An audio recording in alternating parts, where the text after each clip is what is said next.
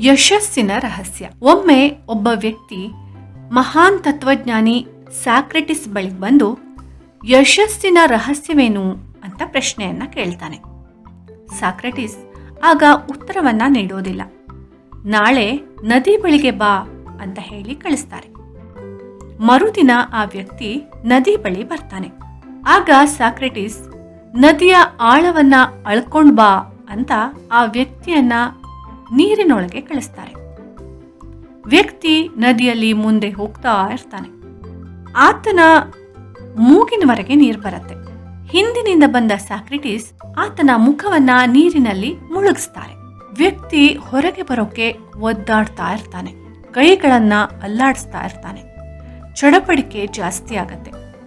Socrates ಸ್ವಲ್ಪ ಬಲವಾಗಿರೋ ಕಾರಣ ಆತನಿಗೆ ಹೊರಗೆ ಬರೋಕೆ ಸಾಧ್ಯ ಆಗೋದಿಲ್ಲ.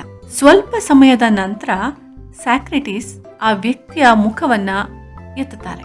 ತಕ್ಷಣ ವ್ಯಕ್ತಿ ಬಾಯಲ್ಲಿರೋ ನೀರನ್ನ ಹೊರಹಾಕಿ ದೀರ್ಘವಾದ ಉಸಿರನ್ನ ತೆಗೆದುಕೊಳ್ತಾನೆ. ಆಗ ಸಾಕ್ರೆಟಿಸ್ ಕೇಳ್ತಾರೆ, ನೀನು ನೀರಿನ ಒಳಗಿದ್ದಾಗ ಏನನ್ನ ಬಯಸಿದೆ?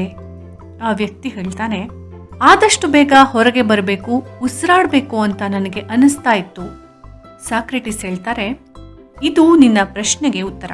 ನೀನು ಉಸಿರಾಡಲು ಬಯಸುವಷ್ಟು ಆಳವಾಗಿ ಯಶಸ್ಸನ್ನು ಬಯಸಿದಾಗ ನೀನು ಖಂಡಿತವಾಗಿಯೂ ಯಶಸ್ಸನ್ನ ಪಡಿತೀಯಾ ಅಂತ ಹೇಳ್ತಾರೆ. All in on media Kannada ಕತೆ ಯೂಟ್ಯೂಬ್ ಚಾನೆಲ್ ಸಬ್ಸ್ಕ್ರೈಬ್ ಮಾಡಿ, ಲೈಕ್ ಮಾಡಿ, ಶೇರ್ ಮಾಡಿ. ಧನ್ಯವಾದಗಳು.